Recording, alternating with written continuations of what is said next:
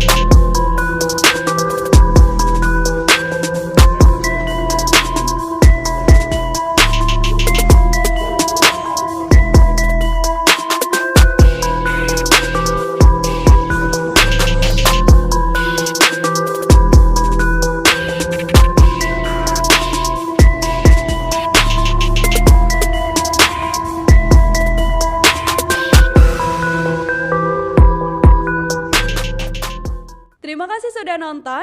Jangan lupa like, subscribe, dan share ya.